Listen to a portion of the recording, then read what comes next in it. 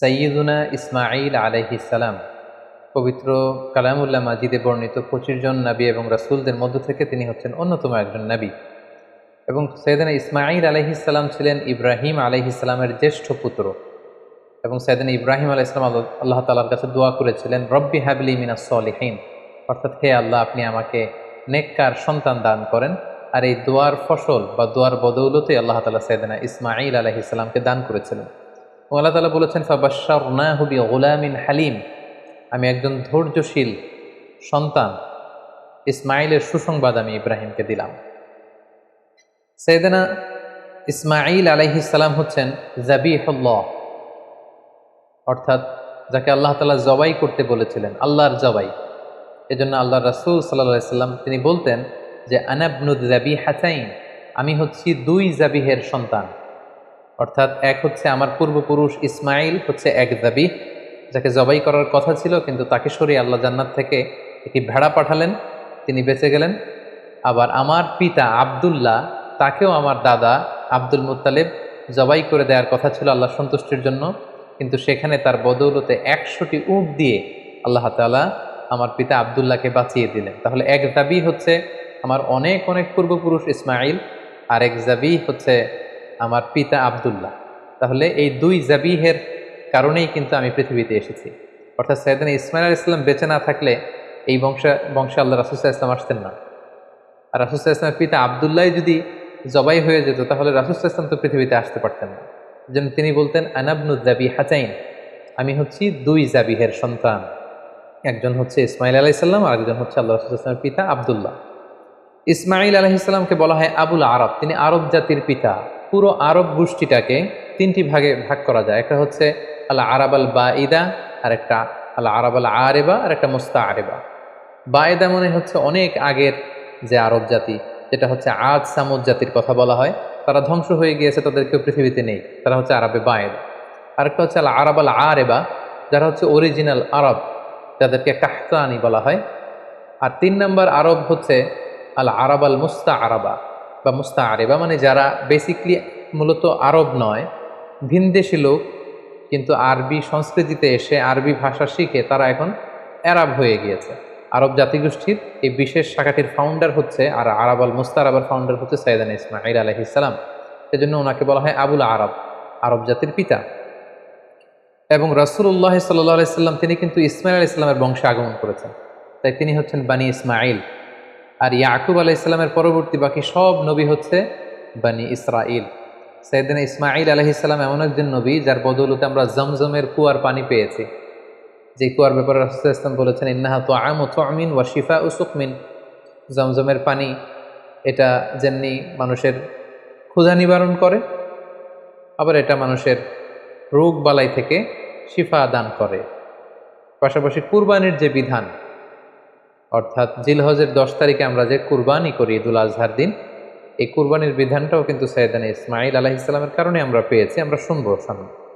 পাশাপাশি কাবা নির্মাণের সাথেও কিন্তু সাইয়েদনা ইসমাঈল আলাইহিস সালাম ওতপ্রোতভাবে জড়িত, কারণ ইব্রাহিম আলাইহিস সালাম প্রধান রাজমিস্ত্রির ভূমিকায় অবতীর্ণ হয়েছিলেন, আর ওনার সাথে সাপোর্ট দেওয়ার জন্য, সহযোগিতার জন্য সাইয়েদনা ইসমাঈল আলাইহিস সালাম পাথর বয়ে বয়ে পাথর টেনে পিতার হাতে দিতেন। সাইয়েদনা ইসমাঈল আলাইহিস সালামের জন্ম হয়েছিল ফিলিস্তিনে, কিন্তু সেখানে তিনি থাকতে পারেননি। আল্লাহ তাআলার আদেশে ওনার পিতা ইব্রাহিম আলাইহিস সালাম হাজারকে এবং ইসমাঈলকে মক্কার মরুজমিনে রেখে দিয়ে যায়।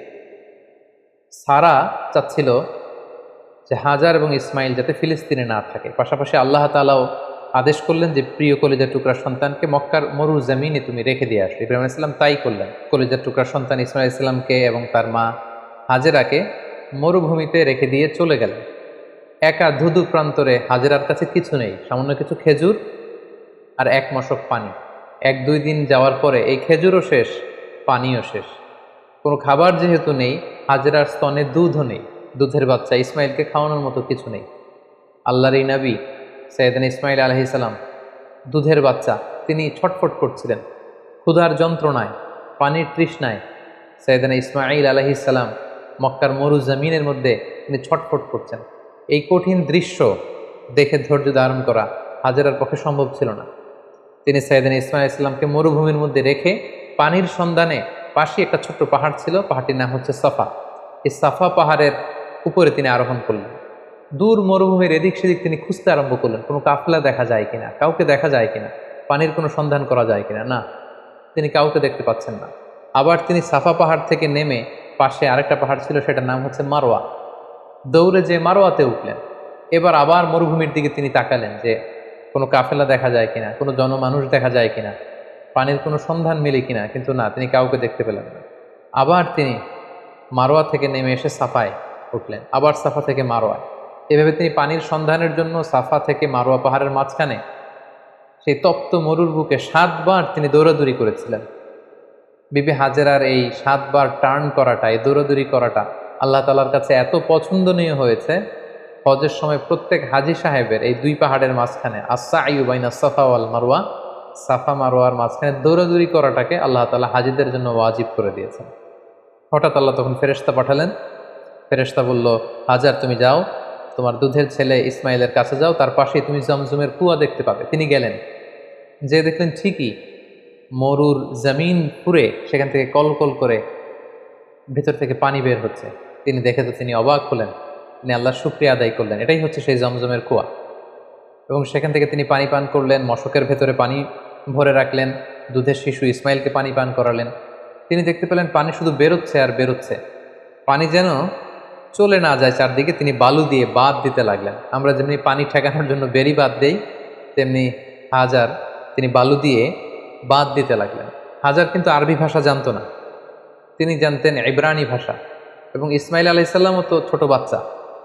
সো হাজার ইব্রানি ভাষায়, তার নিজের ভাষায় বালি দিয়ে পানিটাকে আটকে রাখার চেষ্টা করছিলেন, আর ইব্রানি ভাষায় বলছিলেন ঝাম ঝাম, মানে স্টপ স্টপ, থাম, পানি চলে যাস নে। তিনি পানি আটকানোর জন্য বাদ দিয়ে নিজের ভাষায়, ইব্রানি ভাষায় তিনি বলছিলেন ঝাম ঝাম, মানে থাম থাম। তো ওনার মুখনিসৃত এই ঝাম ঝাম শব্দ দুইটা আল্লাহ তাআলার এত ভালো লেগেছে, কিয়ামত পর্যন্ত এই পানির কুয়ার পানির নাম আল্লাহ তাআলা এটাকে জামজামের কুয়ার পানি হিসেবে নাম করে দিলেন। সুবহানাল্লাহ ওয়া বিহামদিহি।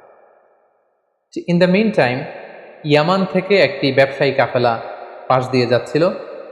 কাফেলাটির নাম হচ্ছে জুরহুম। জুরহুম গ্রুপের একটি কাফেলা, জুরহুম কওমের। তারা হঠাৎ করে মক্কার আকাশে পাখি দেখতে পেল। এর আগে কখনো মক্কার আকাশে তারা পাখি দেখেনি। আর আরব এলাকায় কোনো এলাকার উপর দিয়ে পাখি ওড়াউড়ি করা মানে সেখানে পানির অস্তিত্ব রয়েছে। কাফেলার প্রধান বলল, এখানে পাখি আসলো কোত্থেকে? মক্কার এই লোকেশনে তো কখনো আমরা এত বছর ধরে এখানে কাফেলা নিয়ে আসা যাওয়া করি, আমরা তো পাখি দেখিনি, নিশ্চয়ই এখানে পানির কোনো ব্যবস্থা হয়েছে। তারা যেয়ে দেখলো যে একজন নারী, সাথে দুগ্ধ পশু ছোট্ট বাচ্চা, আর পাশে একটা কুয়ার মতো, ভেতর থেকে শুধু পানি বেরোচ্ছে। তারা হাজেরার কাছে পানির অনুমতি চাইল, হাজেরা পানির অনুমতি দিলেন। তারা পানি খেয়ে তৃপ্ত হলো। তারা বলল যে আপনি যদি অনুমতি দেন তাহলে আমরা এই পানির আশেপাশে বসতি করতে চাই এবং আমাদের এলাকাবাসীদের সবাইকে এনে এখানে রাখতে চাই। বিবি হাজেরা বললেন, হ্যাঁ অবশ্যই, তোমরা আসতে পারো, পানি খেতে পারো, এখানে বসতি স্থাপন করতে পারো, তবে মনে রেখো এই জমজমের মালিকানা তোমাদের থাকবে না, ওনারশিপ থাকবে আমার কাছে। সুবহানাল্লাহ ওয়া বিহামদিহি। সাইয়েদনা ইব্রাহিম আলাইহিস সালামের দোয়ার ফসলে এখানে জনমানুষের আগমন ঘটতে আরম্ভ করলো। জমজমের পানির কথা চারদিকে ছড়িয়ে পড়তে লাগলো, এবং ছোট্ট দুধের বাচ্চা ইসমাঈল আলাইহিস সালাম বড় হতে লাগলেন। এবং সাইয়েদুনা ইসমাঈল আলাইহিস সালাম এই জুরহুম গোত্রের লোকদের কাছে তিনি আরবি ভাষা শিখলেন। তাদের ছেলে মেয়েদের সাথে তিনি বড় হতে লাগলেন। অরিজিনালি তারা ছিলেন ইব্রানি ভাষার লোক, কিন্তু এখানে তিনি আরবি ভাষা শিখে ফেললেন। সাইয়েদনা ইসমাঈল আলাইহিস সালাম এই জুরহুম কওমের লোকদের কাছেই বড় হতে লাগলেন। সেখানকার ছেলে মেয়েদের সাথে তিনি কথা বলতে বলতে আরবি ভাষা শিখে ফেললেন। উনি ছিলেন ইব্রানি ভাষার মানুষ, কিন্তু তাদের কাছ থেকে তিনি আরবি ভাষা একেবারে পরিপক্ক হলেন। তার বয়স যখন 13 বছর, ঠিক তখন আল্লাহ তাআলা তার পিতা সাইয়েদনা ইব্রাহিম আলাইহিস সালামকে স্বপ্নে দেখালেন যে, ইব্রাহিম, তুমি তোমার সবচাইতে পছন্দনীয় বস্তুটি আল্লাহর রাস্তায় কুরবানি করো। একাধিকবার তিনি এই স্বপ্নটি দেখলেন, এবং ইব্রাহিম আলাইহিস সালাম বুঝতে পারলেন যে আমার সবচাইতে পছন্দনীয় হচ্ছে আমার ছেলে ইসমাঈল, যাকে আমি আল্লাহর আদেশে সেই মক্কার মরুভূমিতে রেখে এসেছি। আজ 13টি বছর আমি ফিলিস্তিনে আমার ছেলেকে অনেক মিস করছি। না জানি আমার ইসমাইল দেখতে কতটুকু হয়েছে, না জানি আমার ইসমাইল কত বড় হয়েছে, দেখতে কত সুন্দর হয়েছে। ইব্রাহিম আলাইহিস সালামের হৃদয়ে ছেলে ইসমাইলের মায়া ভালোবাসা যখন প্রবলভাবে জন্মালো, ঠিক ওই মুহূর্তে তিনি স্বপ্নে দেখলেন যে আল্লাহ তাআলা ইসমাঈল আলাইহিস সালামকে কুরবানি করে দেওয়ার জন্য, জবাই করে দেওয়ার জন্য আদেশ করছেন। তিনি আল্লাহ তাআলার আদেশে ফিলিস্তিন থেকে মক্কায় চলে আসলেন। এসে 13 বছর পর নিজের কলিজার টুকরা সন্তান ইসমাইলকে দেখলেন। কিন্তু এই ছেলেকেও তিনি বেশি দিন ধরে রাখতে পারবেন না, কারণ আল্লাহ তাআলার আদেশে তাকে জবাই করতে হবে। তিনি ছেলের সাথে কনসাল্ট করলেন। বাবা ছেলের কনভারসেশনটা কেমন ছিল আল্লাহ তাআলা সূরাতুস সাফফাতে খুব চমৎকারভাবে বলছেন, ফালাম্মা বালাগা মাআহু সা'য়া ক্বালা ইয়া বুনাইয়া ইন্নী আরা ফিল মানামি আন্নী আযবাহুক। ইসমাইল যখন একটু হাঁটতে পারে, দৌড়াতে পারে, ছোটাছুটি করতে পারে, এই বয়সে যখন পৌঁছলো, ইব্রাহিম আলাইহিস সালাম এসে বললেন, হে আমার কলিজার টুকরা সন্তান, আমি স্বপ্নে দেখেছি যে আমি তোমাকে জবাই করছি। ফানদুর মাযা তারা, what do you think about it, what's your opinion about the matter, তোমার মতামত কি, আমি তোমার মতামত জানতে চাই। ছোট্ট ছেলে ইসমাইল আলাইহিস সালাম বললেন, ক্বালা ইয়া আবাতি ফাআল মা তু'মার, হে আমার বাবা, আপনি যেমনটি আদিষ্ট হয়েছেন ঠিক তেমনটি করুন। সাতাজিদুনি ইনশাআল্লাহু মিনাস সাবিরিন, ইনশাআল্লাহ অচিরেই আপনি আমাকে ধৈর্যশীল পাবেন। আপনি মনে করবেন না যে আমি ঘাবড়ে গিয়েছি, আমি ভয় পেয়েছি, আমি দৌড়ে ছুটে পালাবো না। আপনি যেমনটি দেখেছেন তেমনটি করুন, কারণ আপনি আল্লাহর নবী এবং আল্লাহ তাআলা আপনাকে আদেশ করেছেন, এটা আপনার উপর আল্লাহর ওয়াহী। সো আপনি আমাকে ধৈর্যশীল পাবেন। বাবা ছেলে তখন মক্কা থেকে, মক্কার পাশেই মিনা অবস্থিত, মিনা প্রান্তরে রওনা হলেন আল্লাহ তাআলার আদেশে ছেলেকে কুরবানি করবার জন্য। কি মর্মান্তিক, কি হৃদয় বিদারক সে দৃশ্য। এবং সাইয়েদনা ইসমাইল আলাইহিস সালাম বললেন, বাবা, আমার চেহারার দিকে তাকিয়ে আপনি ছুরি চালাতে আপনার বড্ড মায়া লেগে যাবে, কষ্ট লেগে যাবে, আপনি আমাকে উল্টো করে শুইয়ে দিন, অর্থাৎ আমার চেহারাটা থাকবে মাটির দিকে, আপনি পেছন দিক থেকে আমাকে জবাই করুন। আল্লাহ তাআলা বলছেন, ফালাম্মা আসলামা ওয়া তাল্লাহু লিল জাবিন, দুইজনেই যখন সারেন্ডার করলো, মানে তাদের হৃদয়ে তখন আল্লাহর ভালোবাসা, আল্লাহর আনুগত্যের এই ব্যাপারটা ছাড়া আর কোনো কিছুই নেই। সাইয়েদনা ইব্রাহিম ছেলেকে হৃদয় থেকে সরিয়ে সেখানে আল্লাহর আদেশকে, আল্লাহর ভালোবাসাকে স্থান দিয়েছেন। ছোট্ট ছেলে ইসমাইলও আল্লাহর ভয়ে রাজি হয়ে গিয়েছে। সাইয়েদনা ইব্রাহিম আলাইহিস সালাম তখন ইসমাইল আলাইহিস সালামের গলার মধ্যে ছুরি চালাবেন, আসলে এতটুকু পর্যন্ত অগ্রসর হওয়াটাই আল্লাহ তাআলা চেয়েছিলেন। আল্লাহ তাআলা চাননি যে পিতা ইব্রাহিমের কাছ থেকে শিশু ইসমাইলকে ছিনিয়ে নিতে। আল্লাহ তাআলা চেয়েছেন যে ইসমাইলের স্থান ইব্রাহিমের হৃদয়ে বড় নাকি আমি আল্লাহর স্থান বড়। তিনি যখন ছুরি চালাবেন, পেছন থেকে ডাক আসলো, ওয়ানাদাইনাহু আইয়া ইব্রাহিম, হে ইব্রাহিম স্টপ, আর সামনে আগ বাড়ানো যাবে না, এখানেই থামো। কদ সাদ্দাক্তা রুইয়া, তুমি তোমার স্বপ্নকে বাস্তবায়ন করেছো, তুমি তোমার স্বপ্নকে বাস্তবায়ন করে দেখিয়ে দিয়েছো। ইন্না কাযালিকা নাজজিল মুহসিনিন, এভাবেই আমি যারা সৎকর্ম পরায়ণশীল তাদেরকে প্রতিদান দিয়ে থাকি। ইন্না হাযা লাহুয়াল বালাউল মুবিন, নিশ্চয়ই এটা অনেক বড় পরীক্ষা, এই বড় পরীক্ষাতেও তুমি বাপ বেটা তোমরা উত্তীর্ণ হয়েছো। ফাদাইনাহু বিযিবহিন আযীম, আল্লাহ তাআলা বলছেন, জান্নাত থেকে একটা বকরি এনে, একটা ভেড়া এনে আমি ইসমাইলকে সরিয়ে দিলাম, ইসমাইলের জায়গায় ওই বকরি কুরবানি হয়ে গেল। আল্লাহু আকবার। সাইয়েদনা ইসমাইল আলাইহিস সালাম বেঁচে গেলেন। ওই যে মিনা প্রান্তরে সাইয়েদনা ইব্রাহিম আলাইহিস সালাম ছেলের বদলে বকরি জবাই করলেন, এই দৃশ্যটাও আল্লাহ তাআলার এত ভালো লেগেছে, কিয়ামত পর্যন্ত 10 জিলহজে গোটা বিশ্বের সব সামর্থ্যবান বিশ্বাসীদের জন্য এরকম জবেহ করা, স্যাক্রিফাইস করা, অ্যানিমালসকে স্লটার করা আল্লাহ তাআলা ওয়াজিব করে দিয়েছেন।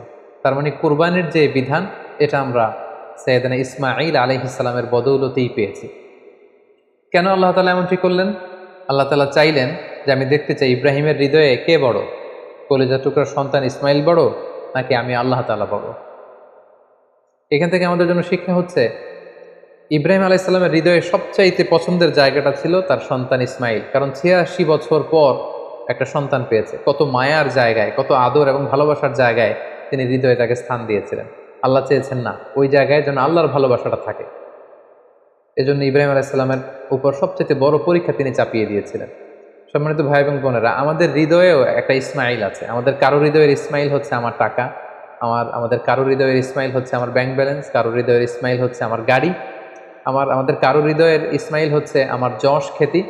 আল্লাহ তাআলা দেখতে চান যে সব কিছুকে আমরা আল্লাহর ভালোবাসার বিনিময়ে স্যাক্রিফাইস করতে পারি কিনা, কুরবানি করতে পারি কিনা, আল্লাহর জন্য সব কিছুকে আমরা উজাড় করে দিতে পারি কিনা। এটাই হচ্ছে কুরবানির শিক্ষা। সাইয়েদনা ইসমাঈল আলাইহিস সালামকে নিয়ে যখন হাতে ছুরি নিয়ে বা হাতে ছেলেকে নিয়ে যখন বাপ বেটা মিনা প্রান্তরে রওনা হয়েছিল, এই দৃশ্যায়ন যেন না ঘটে, এই সিনারি যাতে না ঘটে, তারা যেন আল্লাহ তাআলার ভালোবাসায় আরো এক ধাপ যাতে এগিয়ে যেতে না পারে, পেছন থেকে শয়তান অনেকবার টেম্পটেশন করেছিল। তাফসিরে এসেছে যে মোট 3টা জায়গায় টেম্পটেশন করা হচ্ছিল। ইবলিস বলছিল যে, ইসমাইল তুমি যেও না, তোমার বাবা তোমার গলায় ছুরি চালিয়ে দেবে, ফিনকি দিয়ে রক্ত বেরোবে, তুমি সহ্য করতে পারবে না, তুমি ছুটে পালিয়ে যাও। সেদিন ইসমাঈল আলাইহিস সালাম তখন ঠিক সেই জায়গাতেই মাটি থেকে পাথর নিয়ে শয়তানের দিকে ছুড়ে মেরেছিল। কিছু দূর যাওয়ার পর আবার শয়তান এসে ধোকা দেয়। ইসমাঈল ইসলাম, ইব্রাহিম ইসলাম তারা পাথর ছুড়ে মেরেছিল। তিনটি জায়গায় ওনারা আল্লাহ তাআলার পক্ষে শয়তানের বিরুদ্ধে পাথর নিক্ষেপ করেছিল। এই দৃশ্যটাও আল্লাহ তাআলার কাছে এত ভালো লেগেছে, কিয়ামত পর্যন্ত পৃথিবীর সকল হাজীদের জন্য জামরাতুল আকাবা, আল কুবরা, আল বুস্তা, আস সুগরা, এই তিনটা জায়গায় 7টা করে 21টা পাথর মারা সব হাজীদের জন্য আল্লাহ তাআলা ওয়াজিব করে দিয়েছেন। তার মানে এই জমজমের বরকতময় পানি, পৃথিবীর সব পানি খেলে শুধু তৃষ্ণা মিটে, আল্লাহ রাসূল সাল্লাল্লাহু আলাইহি ওয়াসাল্লাম বললেন জমজমের পানি খেলে ক্ষুধাও মিটে যায়। এটা পেলাম আমরা সাইয়েদনা ইসমাঈল ইসলামের বদৌলতে। আমরা কুরবানির বিধান পেলাম ইসমাঈল ইসলামের বদৌলতে। এবং তার মা হাজেরার দৌড়াদৌড়ির কারণে এখানে সাফা মারোয়াতে সাই করার বিধান আমরা পেলাম। এবং তিনি শয়তানের বিরুদ্ধে শক্ত অবস্থান জানান দেওয়ার জন্য যে পাথর ছুঁড়ে মেরেছিলেন, এটার মাধ্যমে আমরা রমিউল জিমার, হাজী সাহেবদের যে কঙ্কর নিক্ষেপ করতে হয় 3টি স্থানে, সেটি আমরা পেয়েছি। সম্মানিত সুধী, সাইয়েদনা ইসমাঈল আলাইহিস সালাম যখন প্রাপ্তবয়স্ক হলেন, তিনি জুরহুম গোত্রের একটি মেয়েকে বিয়ে করলেন। এখন আমরা ওনার জীবনের 2টি বিবাহ নিয়ে কথা শুনবো, যেটি সহিহ বুখারীতে এসেছে। তিনি যখন বিয়ে করলেন অনেক দিন পর, তার মা হাজেরা মারা গেল, অনেক দিন পর সাইয়েদনা ইব্রাহিম আলাইহিস সালাম ফিলিস্তিন থেকে কলেজের টুকরা সন্তান ইসমাঈল ইসলামকে দেখতে আসলেন। মক্কায় এসে তিনি দেখলেন যে ইসমাঈল ঘরে নেই, আছে তার স্ত্রী। তিনি স্ত্রীকে জিজ্ঞেস করলেন, তোমরা কেমন আছো? স্ত্রী উত্তরে বলল, না, আমরা খুব একটা ভালো নেই। তিনি বললেন, তোমার স্বামী ইসমাঈল কোথায়? স্ত্রী বলল যে তিনি বাইরে গিয়েছেন রিজিকের অন্বেষণে। তোমাদের দিনকাল কেমন চলে? বেশি ভালো চলে না, খাবার দাবার না বেশি একটা সুবিধা না। মানে কমপ্লেইন আর কমপ্লেইন। যেটা শুনে বৌমার এরকম কথা শুনে তিনি নিজের পরিচয় গোপন রাখলেন, কিন্তু বৌমার এরকম কথা শুনে তিনি পছন্দ করলেন না। তিনি বললেন, তোমার হাজব্যান্ড ইসমাঈল যখন বাসায় আসবে, বলো যে একজন বৃদ্ধ লোক এসেছিল, আমার পক্ষ থেকে সালাম বলো, আর বলবে যে তোমার ঘরের দরজার চৌকাঠটা যেন সে পাল্টে ফেলে, এই কথা বলে দিও। তিনি চলে গেলেন, ইসমাঈল ইসলাম আসলেন। স্ত্রী বলল, একজন বৃদ্ধ লোক এসেছিল, তোমাকে সালাম দিয়েছে, আর তিনি বলেছেন ঘরের দরজার চৌকাঠ যেন পাল্টে ফেলো।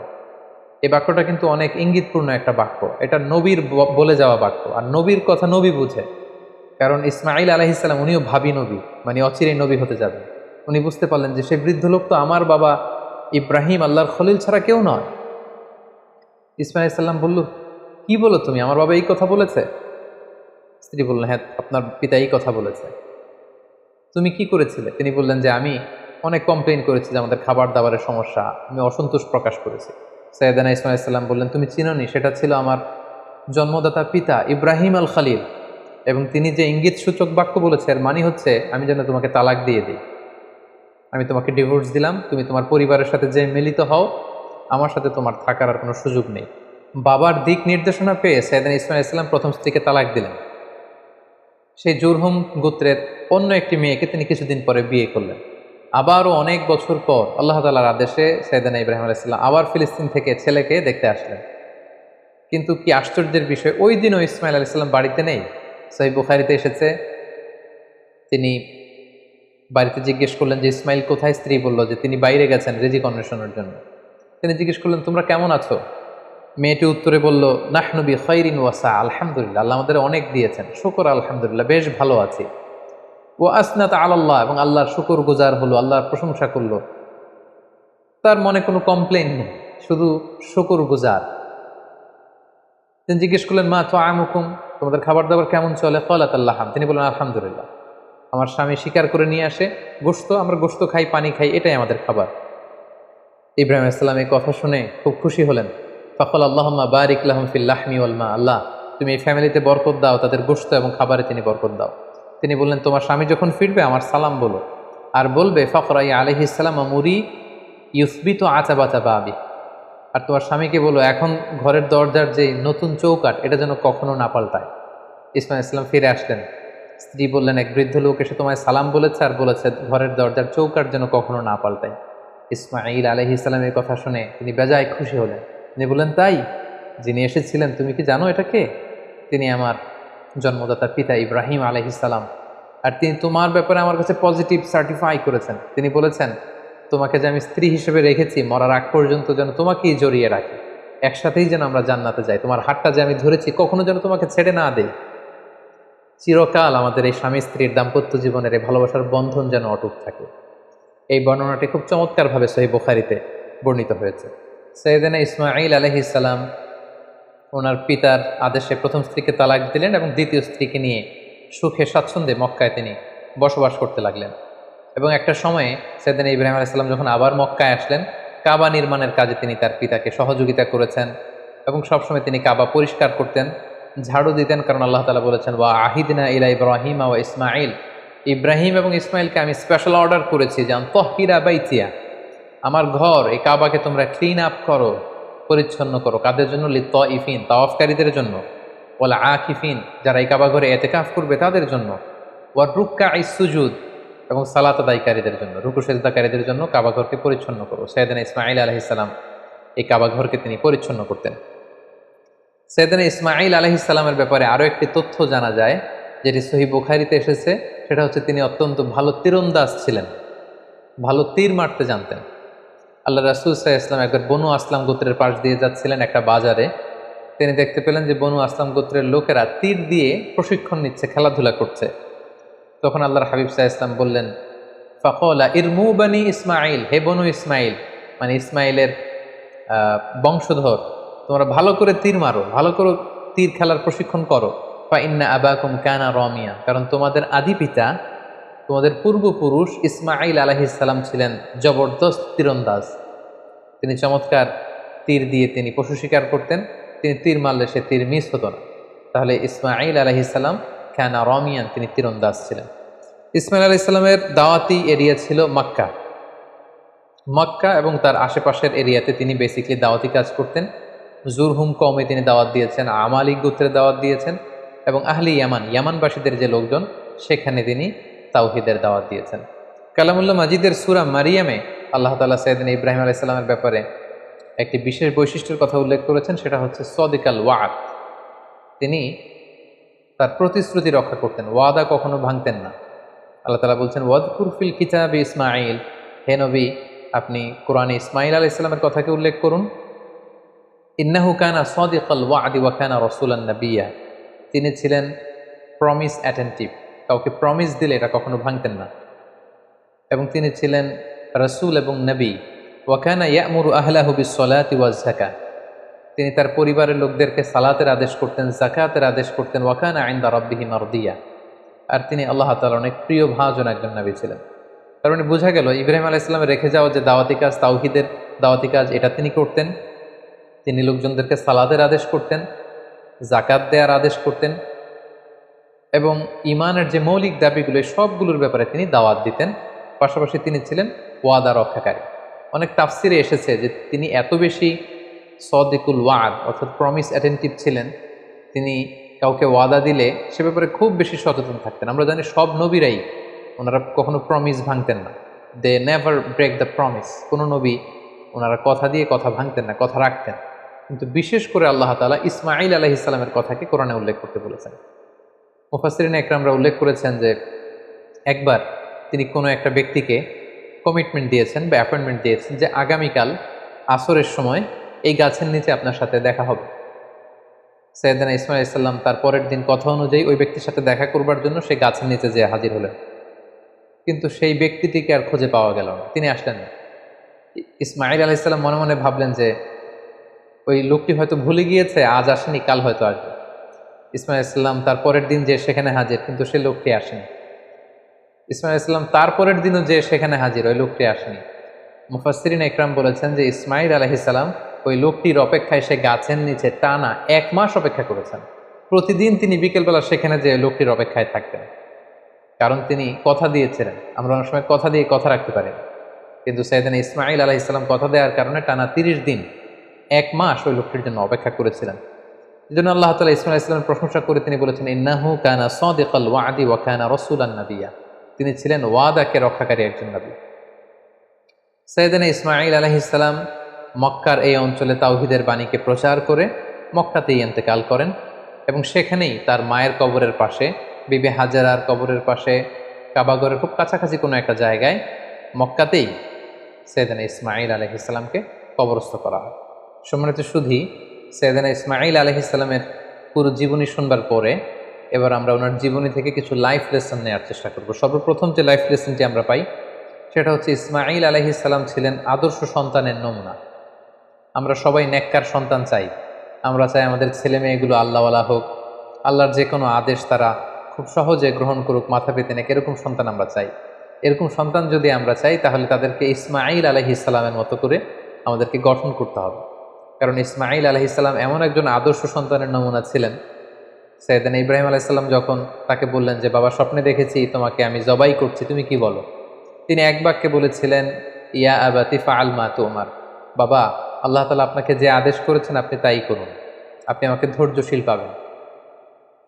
ইমানের চেতনা হৃদয়ে কতটা গভীরে প্রথিত থাকলে একজন ছোট্ট ছেলে তার বাবার প্রশ্নের জবাবে এমনটা উত্তর দিতে পারে। আমরা যদি আমাদের ফ্যামিলি মেম্বারের কথা চিন্তা করি, আমাদের ছেলে মেয়েদের কথা যদি চিন্তা করি, আমরা যদি আমার ছেলেকে বলি, আমাদের মেয়েকে বলি যে বাবা, আল্লাহ বলেছেন যে আল্লাহর সন্তুষ্টির জন্য আমি যেন ছুরি দিয়ে তোমার গলায় ছুরি চালাই, তোমাকে জবাই করি, পিনকি দিয়ে রক্ত বেরোবে এবং তুমি এতে মারা যাবে। আমাদের ছেলেমেয়েরা কি ইমানের বলে এতটা বলিয়ান হয়েছে যে এই প্রস্তাবে তারা রাজি হবে? আমাদের কিন্তু এই বিষয়গুলো ভেবে চিনতে সামনে আগানো দরকার যে আমরা আমাদের ছেলে মেয়েদেরকে কী শিখাচ্ছি। আল্লাহর ভালোবাসা, রাসূলের ভালোবাসা, ইসলামের ভালোবাসাকে আমরা তাদের হৃদয়ে গভীর থেকে গভীরে আমরা প্রচিত করতে পেরেছি কিনা এটা চিন্তার বিষয়। সেক্ষেত্রে আমরা বলবো যে সর্বপ্রথম যে লাইফ লেসন আমরা পাই, ইসমাঈল আলাইহিস সালাম হচ্ছে একজন আদর্শ সন্তানের নমুনা। কেমন করে আমরা আদর্শ সন্তান গড়ে তুলবো, এটা আমরা সাইয়েদনা ইব্রাহিম আলাইহিস সালাম যেমন করে সাইয়েদনা ইসমাঈল আলাইহিস সালামকে গড়ে তুলেছিলেন সেখান থেকে কিন্তু আমরা এই শিক্ষাটা নিতে পারি। পাশাপাশি আমরা দেখব যে তিনি তার বাবাকে বিভিন্ন কাজে সহযোগিতা করেছেন। কাবা পুনর্নির্মাণের মতো একটা বড় কাজে ছোট্ট ছেলে ইসমাঈল আলাইহিস সালাম তিনি পাথর এনে এনে বাবার হাতে দিয়েছেন এবং সাইয়েদনা ইব্রাহিম আলাইহিস সালাম তিনি কাবা নির্মাণ করেছেন। দ্বিতীয় যে শিক্ষাটি পাই সেটা হচ্ছে ইসমাঈল আলাইহিস সালাম তিনি ছিলেন অত্যন্ত পিতা ভক্ত একজন মানুষ। আমাদের সমাজে আমরা এমন হয়েছে যে আমরা বন্ধু বান্ধবকে খুব বেশি সময় দিই, বন্ধু বান্ধবকে খুব বেশি সাপোর্ট করি, কিন্তু বাবার সাথে আমাদের সেই সম্পর্কের জায়গাটা নেই। কিন্তু আমরা যদি ইসমাঈল আলাইহিস সালামের জীবনের দিকে তাকাই তাহলে দেখব যে সহিহ বুখারীতে যে ওনার দুইটা সংসারের কথা আমরা শুনেছি। প্রথম সংসার থেকে তিনি কিন্তু ডিটাচ হয়েছিলেন কেবলমাত্র পিতার আদেশে। পিতা এসে বলেছিলেন যে তুমি প্রথম স্ত্রীকে তালাক দাও, ইঙ্গিতপূর্ণ একটা বাক্য বলে গিয়েছিলেন এবং পিতার সন্তুষ্টির জন্য পিতার দিক নির্দেশনা অনুযায়ী কিন্তু প্রথম স্ত্রীকে তিনি ডিভোর্স করে দ্বিতীয় সম্পর্কে তিনি গিয়েছেন।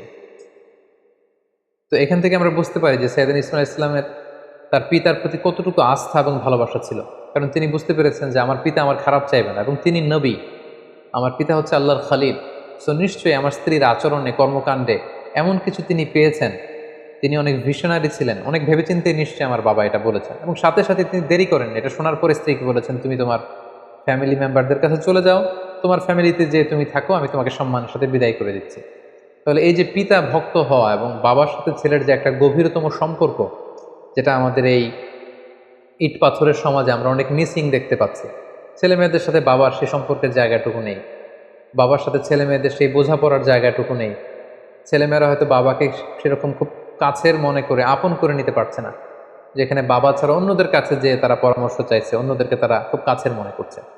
সো আমরা যদি আমাদের সন্তানদের সাথে আইস ব্রেকিং করে সুসম্পর্ক গড়ে তুলতে চাই, আমরা কিন্তু সাইয়েদনা ইব্রাহিম এবং তদীয় সন্তান ইসমাঈলের সাথে কি সম্পর্ক তারা করেছিলেন সেখান থেকে শিক্ষা নিতে পারি। ইসমাঈল আলাইহিস সালামের জীবনে থেকে সর্বশেষ যে শিক্ষাটুকু পাই সেটা হচ্ছে তিনি খুব পরিশ্রমী ছিলেন, অত্যন্ত পরিশ্রমী ছিলেন। তার প্রমাণ তিনি কাবা নির্মাণে বাবাকে সহযোগিতা করেছেন। তার আরও একটা প্রমাণ, দুইবার তার বাবা যখন এসে তাদের খোঁজখবর নিতে এসেছিলেন, একবারও ছেলেকে ঘরে পাননি। তার মানে ঘর কোণে ছেলে ইসমাঈল আলাইহিস সালাম ছিলেন না। তিনি অত্যন্ত হার্ডওয়ার্কিং ছিলেন, পরিশ্রমী ছিলেন। শিকারের জন্য উনি তীর নিয়ে, ধনুক নিয়ে তিনি বাইরে বের হয়ে যেতেন এবং পৃথিবীর প্রতিটি নবী কিন্তু পরিশ্রমী ছিল। এবং আল্লাহ রাসূল সাল্লাল্লাহু আলাইহি ওয়াসাল্লাম আমাদেরকে জানিয়েছেন যে ইসমাঈল আলাইহিস সালাম খুব ভালো তীর নিক্ষেপ করতে জানতেন, তীর ছুটতে জানতেন। তিনি বড় তীরন্দাজ ছিলেন, শিকারী ছিলেন। এবং বাআসাল্লাহু নাবিয়্যান ইল্লা রাআল গানাম, পৃথিবীতে এমন কোনো নবী তো আল্লাহ পাঠান নাই যারা ছাগল চড়ায়নি। আর ছাগল চড়ানো, রাখালের কাজ করা, এটা যে কত কষ্টের, এটা যে কত